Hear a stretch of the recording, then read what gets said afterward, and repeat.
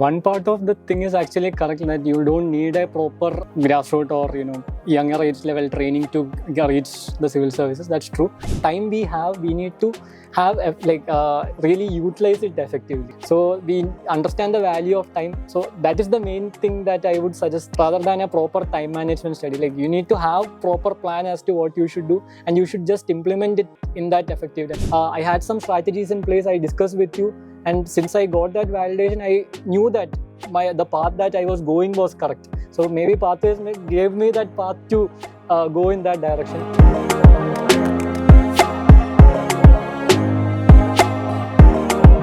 As the civil service examination results were announced, Pathways Academy is happy to introduce you to one of its winners. With us today is Rajath R, who got All India rank 169. Rajath, congratulations. Thank you, ma'am. Can you briefly tell us when exactly this journey started? When was that spark came? So the spark happened during the second year of my post-graduation. I was doing my MBA in General Management from IIM Indore. So as part of that, we had a training program in the village of Khargaon in Madhya Pradesh. So it was called the Rural Engagement Program. So as part of that program, we got the chance to work with the district administration. So having done an MBA, it gave me an opportunity to see the vast canvas on which the civil servants operate. So there are multiple issues that's happening in our society, and there's a lot of things that civil servants can do in their capability. And I got a first-hand experience of that. Somehow that remained in my memory, and I did not give much thought to it. But then time passed, and I did not let that thought grow further. I went on along with my career. I got placed in a multinational company. I was with Deutsche Bank for almost 1 year, and it was during that time that COVID happened. So that time, I was working business as usual, but then around me I was seeing that a lot of issues were actually happening. Poverty, inequality, and all those things happening. But I was not getting a first-hand experience, and I was looking at the accounts that I was handling. The people who were actually making a lot of money, their incomes were only going up. So somehow I was finding this disparity. And I have a mentor, he's my grandfather, but a bit of a distant relation. But I was talking with him, and he was telling, he was asking me, we know that you are doing a good job, and you are doing a good service to society, but what real impact are you making on that ground?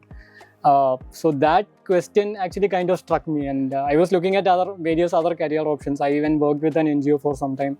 I explored a lot of options, and then after having multiple discussions with a lot of friends as well as people whom I see as mentors, I came back to the same opportunity where you get both legitimacy for doing the work, and also you can contribute a lot to improving the society in a good way.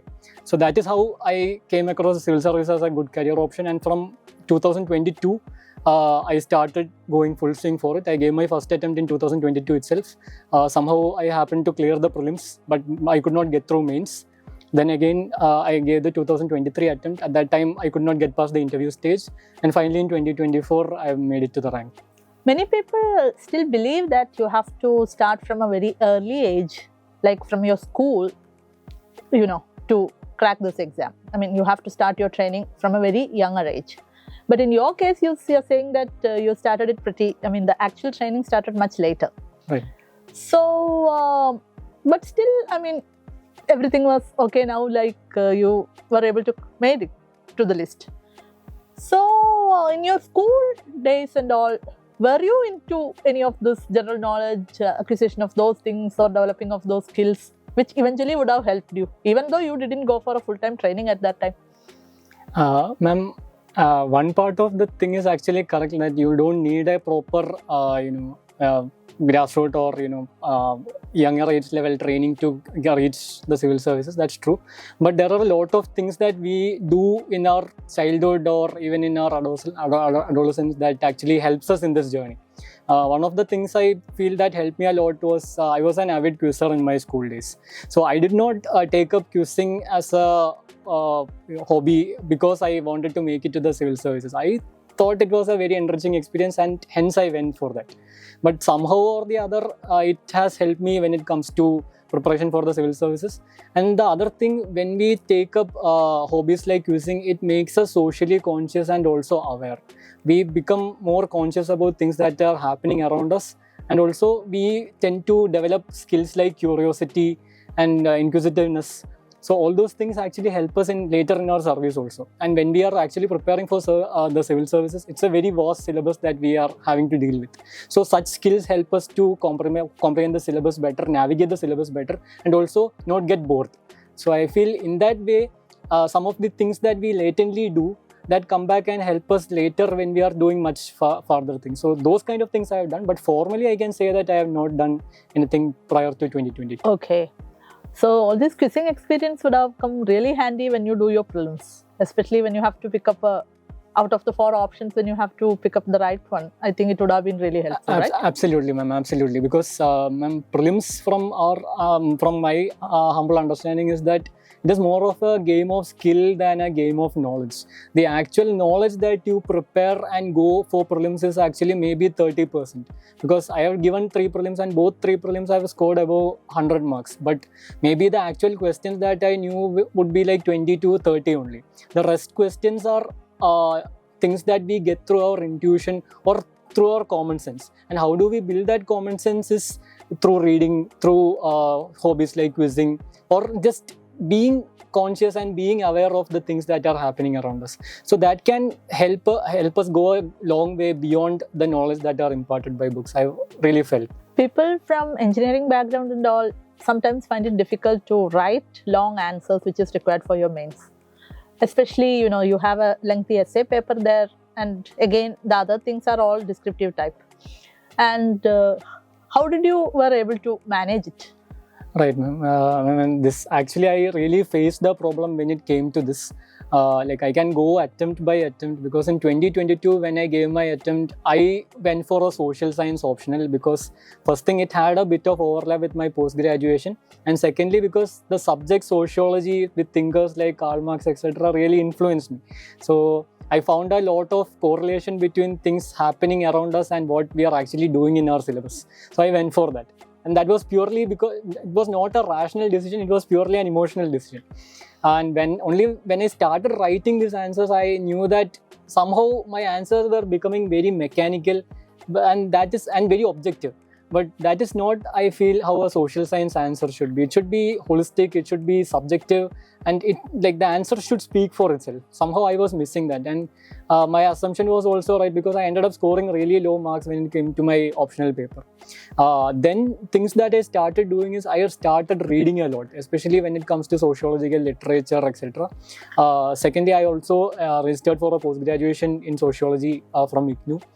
So these are some of the things I did, and I also wrote a lot of answers because I knew that I did not have this writing skill. That's why I was getting low marks. So I personally have written a lot of answers, and I have come to you for help and support. You have also gone through those answers, and your feedback has also really helped me when it comes to improving my answers. That's one other thing you can do. And especially, and the second thing was also I faced similar issues in essays as well, because for me essay was just a tool for dumping all my points, and if I felt that I had given maximum points, I would get maximum marks in essays.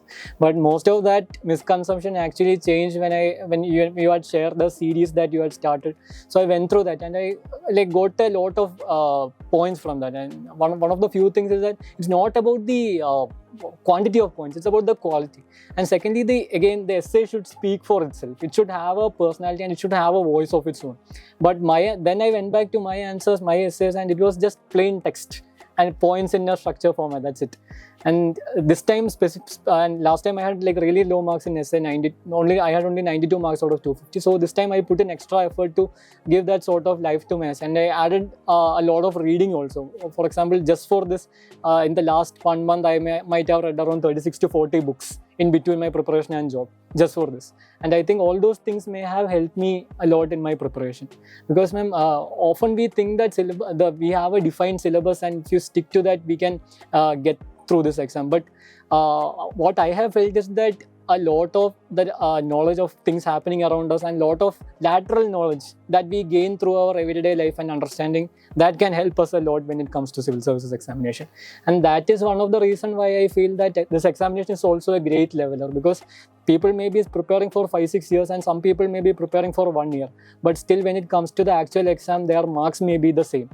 This could be due to the randomness of examination, but it could also be due to this lateral skills that these people are gaining. You have a background in IIM, so mostly people will think that the interview part would be much more easy for you.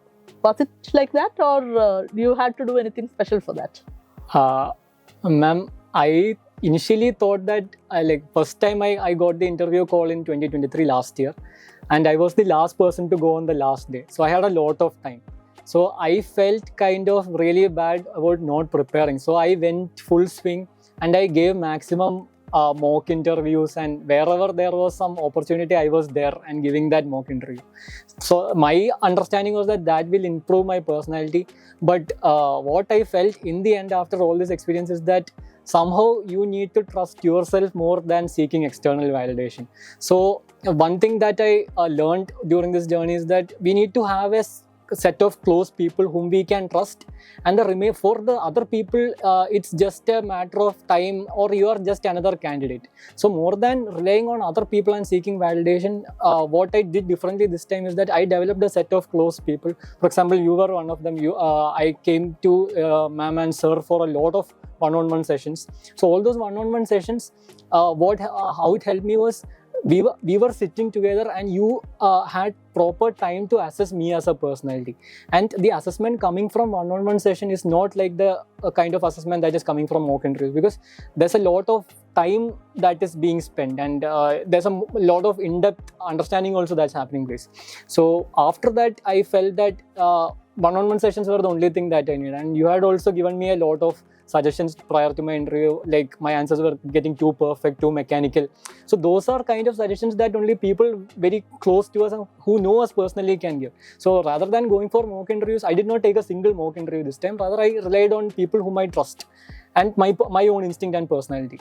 So my strategy was to rely on that, my instincts, my personality, and people who are close to me. And I think that may have worked for me because last time marks were less. This time marks have not come out, but I feel there would have been a proper improvement. People always ask about how many hours one has to put in, or can we take some time off in between, and can we do some hobbies while preparing for the exam. So how about the time management thing altogether? My time management was actually very dicey because in 2022 when I started my attempt, I was working in a multinational bank and I had almost 8 to 10 hours minimum of work. So one of the at that time things we can do is that we need to be very conscious as well as very precious of our time. So at that time we actually realized the time value of money per se. One of the things that I used to do is we had a call at 5 o'clock in the morning where we were attending to Singapore clients. So for that 10-minute call, someone from our team had to wake up. So somehow I was finding it difficult to balance my studies along with work. So what I did was I offered to take up that role. So I used to wake up at 5, have that 10-minute call, and the rest of the time till 9 I was completely free. At that time I used to do my studies. So this was one of the ways I did my time management. Whatever time we have, we need to have really utilize it effectively.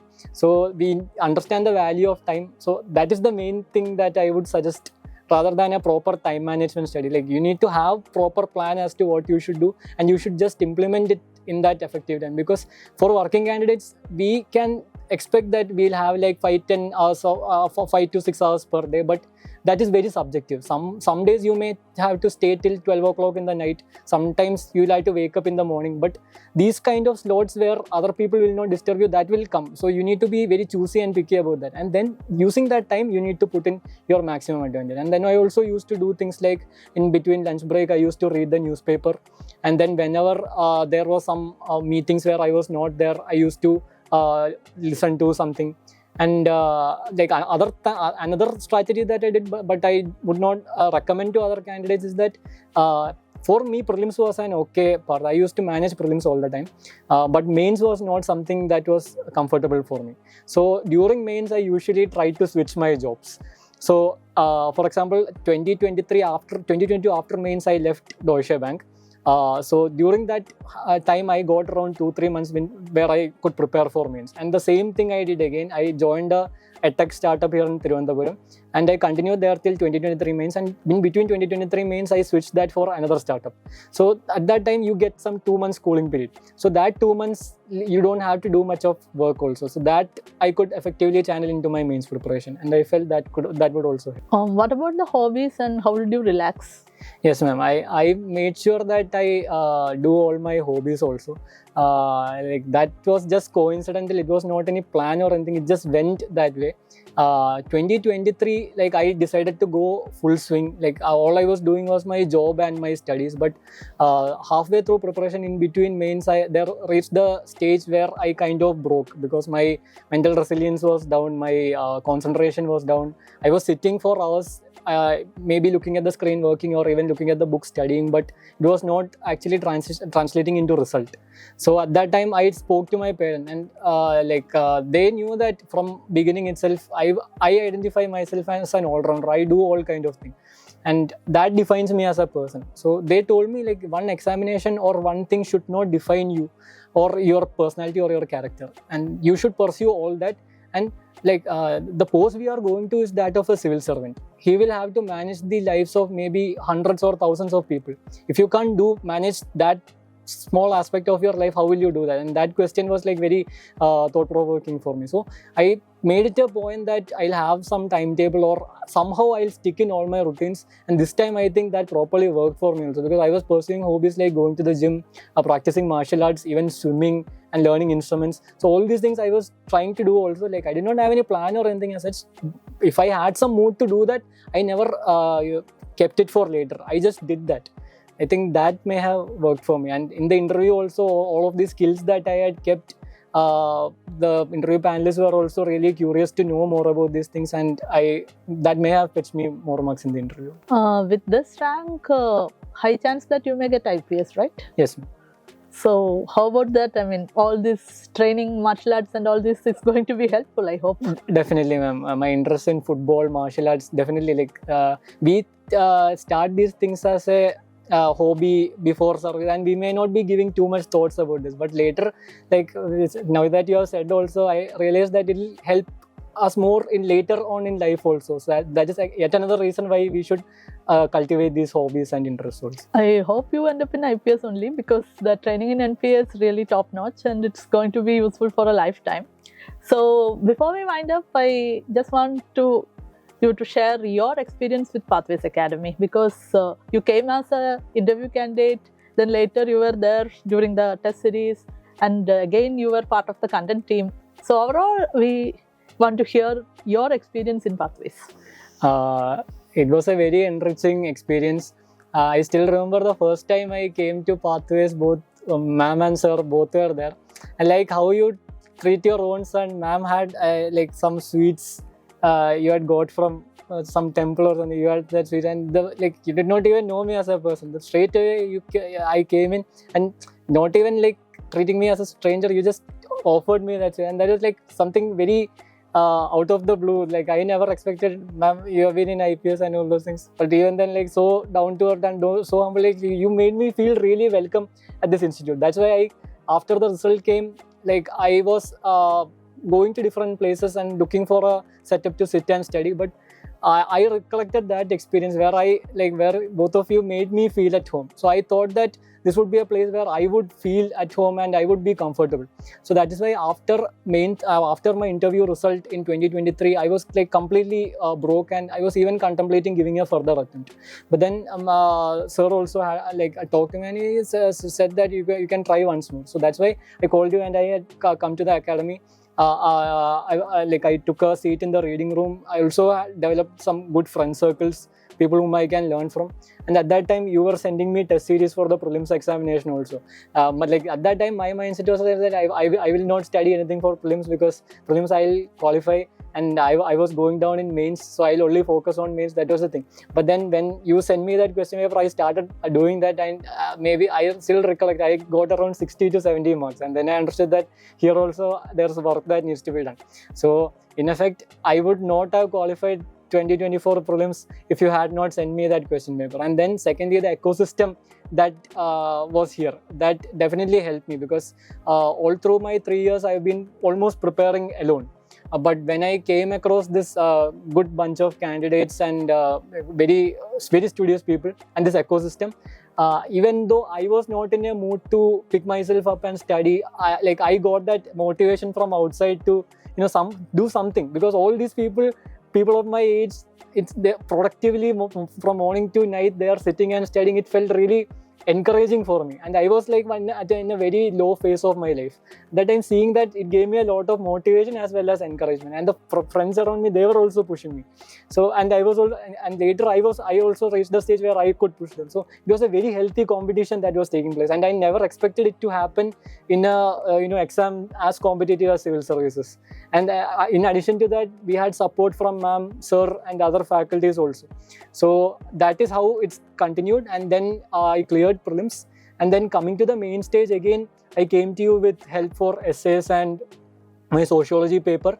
I had some strategies in place I discussed with you, and since I got that validation, I knew that the path that I was going was correct. So maybe pathways gave me that path to go in that direction. So again during mains also, I was most welcome here. Like I always felt very welcome and at home in this place. So that's why I again came from mains. And interview, like since I had job commitments and I had to be away in Coimbatore, I could not come much, but still through chat you were telling me suggestions where to improve, and you were deconstructing myths for the interview. So I used to listen to all those lectures and your suggestions, and I used to practice accordingly also. And after interview, again, after completing my tenure at Coimbatore, I did not have much to do in Trivandrum. At that time, I came back and joined the content team also in between my stint where I was going to join a Bangalore firm. So those 2 months I was part of the content team again. So it was a very enriching experience. And that 2 months of working with the content team again put me on track for preparing for the prelims. So whatever stage it may be, from prelims or mains or interview, the academy always felt I always felt at home in the academy. And the other thing was that during all these things, academy has not even charged me a single rupee. It was fully, they have realized the potential I had, and they were always ready to extend that help. For example, like mains metrics, I think it was just a 1 rupee fees that was charged. So I felt that someone, the government is not giving us any opportunity or anything, but somehow some people are recognizing talent, and they are giving us this opportunity for this and good quality content at very affordable prices. So I felt really good about that. Like very few people actually do that. And I was part of mains metrics program also, and then for interview. And after interview, I came and joined the content team as a content. For 2 months I worked with a good team, and there again I developed my social network also, because I got to interact with a lot of people who had prepared for mains and even appeared for the interview. So again, that gave me an avenue to broaden my social capital. So in multiple ways, the academy has helped me, and I'm forever grateful to the academy, to ma'am, to sir, and to Varghese sir also, and to all the friends I have met here also. So definitely it has been a very interesting experience. Thank you for the nice words there. And on behalf of Team Pathways, we wish you a very wonderful career. And as you imagined at one point of time, let there be a lot of more opportunity for you to serve people properly and realize your own potential. So all the best, and it was so nice having you here from our side also. So, and yes, so that's Rajath, and he'll be joining for his service very soon. And on behalf of Team Pathways, once more, we wish him all the very best in his future career. Thank you, ma'am.